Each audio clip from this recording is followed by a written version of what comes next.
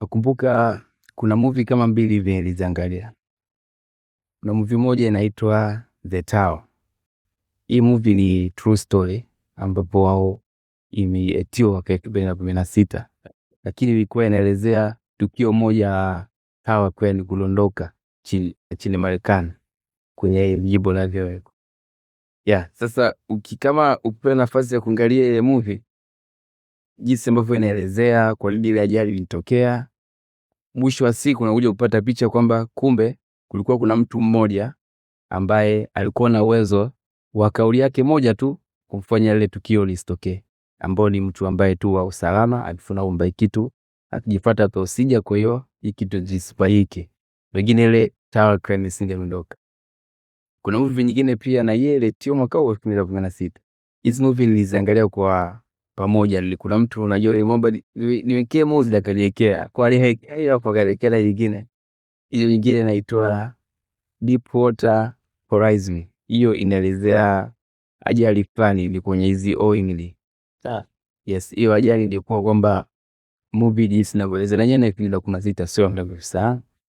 Inaelezea kwamba kuna mtu pia naye walikuwa wanafanya test kwenye hizi pipe. Wamefanya pressure nini, ile test ilifeli, lakini kwa sababu pia kupuuzia au kutukwepo tuna mtu mmoja tu wa kutoa kauli kwamba hiki kitu kisiendelee kwa sababu test imefeli, wao wakasema tuendelee tu. Mwisho siku biotokea mlipuko, katokea disaster kubwa sana masuala ya kimazingira kwa sababu ilikuwa ni kwenye bahari nini. Sasa baada ya kuangalia hizi movie mbili, kwa sababu wanaelezea masuala ya usalama kazini, afu mwisho wa siku wanasema tu kwamba issues za health and safety zilipuuzwa, ndio matukio yanatokea, watu walikufa, watu waliuliwa. Hasa pale ndio mimi nikarelate na wale watu ambao nilishakutana nao ambao wamekuwa waathirika masuala ya usalama kazini. Sasa pale nikafunguka nikasema okay, kumbe mimi naweza nikawa mtu wa usalama kazini, na kupitia kauli yangu ikaokoa maisha ya mtu ambaye anafanya kazi, hata anaporudi nyumbani na familia yake maisha yakaenda vizuri, aidha kwa familia yake na yeye kujua au kutokujua. Sababu unaweza ukafanya maamuzi pengine kwenye management ofisi au ulienda site ukasema kitu fulani kisifanyike, pia fanika umeokoa maisha ya. Kwa hiyo ndio ilikuwa sababu kuu hasa ambayo ilimpelekea mimi kuvutiwa kwenda kwenye upande wa health science. Sasa okay, watu wa movie naona sometimes kumbe movies zina kama ukiangalia vizuri maana yake unapata na tuambie sasa ile safari yako baada ya kuwa inspired na kila kitu. Sasa safari yako ilianza vipi kuelekea kwenye hiyo taaluma ya health? Kwanza mimi na background yangu nimesoma degree ya mazingira. Yes, sasa na kwanza wakati nipo chuo sikuwaza mimi kuwa health and safety, nilikuwa nafikiria vitu viwili. Nilikuwa nafikiria nifanye EAG au nifanye hizi monitoring na evaluation. Of course pia wakati nipo chuo nilikuwa napata bahati pia kushiriki kwenye project mbalimbali hizi vitu viwili. Kwa hiyo nilikuwa nawaza nikimaliza tu chuo ili niwe expert uzuri wa hizi issue mbili nitabidi nisome masters. Lakini sasa baada ya kukutana na wale zile situation mbili ya wale watu na hizi movie, pale ndo mindset yangu ikashare, nikasema kwamba itabidi niwe mtu wa health and safety. Nilimaliza chuo nilienda kujitolea kwenye taasisi fulani hivi. Wakati nafanya kazi kwenye ile taasisi nilikuwa napata bahati pia kutembelea hivi viwanda na nini naona. Yes, baada ya hapo nikaanza sasa kuongeza knowledge yangu kwenye masuala ya health and safety. Ndio nikaanza kusoma kozi mbalimbali. Lakini baada ya hapo ukiacha kwenye hivi project ndogo kidogo, baadaye nikaja kupata nafasi kufanya kazi kwenye mradi wa Julius Nyerere Hydropower Project.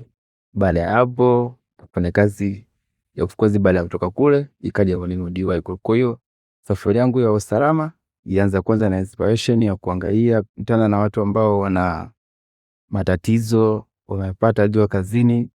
Baadaye ikaja sasa kwenye movie nilivyoangalia nikatamani nikaanza kujiendeleza kunitafuta uelewa zaidi wa mambo, soma na nini.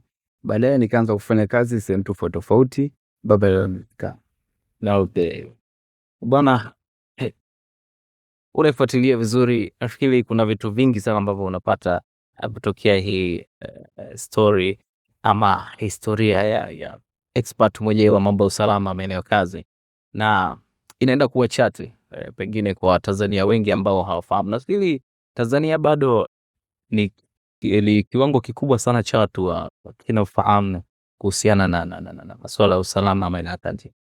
Kwa kweli watu wengi hawafahamu, na ukiangalia mfano, ukiacha miradi huo ni kubwa, sasa kwenye miradi midogo ukienda kuangalia inafanyika, hata mwingine ipo chini ya serikali, kiwango kile cha watu wengi wanachukulia health and safety ni kama tu compliance, kwamba una sheria ambazo zinataka ukiwa na mradi au ukiwa na kampuni yako kuwe na mtu usalama, wanachukulia tu kama sehemu ya compliance, lakini sio kama sehemu kwamba awepo mtu wa health and safety kwa ajili ya kutoa advice kuhusiana na masuala ya usalama kazini na vitu vya namna hiyo. Kwa hiyo uelewa bado ni dogo kwa wafanyakazi wenyewe, bado hawafahamu vizuri nini maana ya safety au safety nataka ifanywe katika maeneo ya kazi.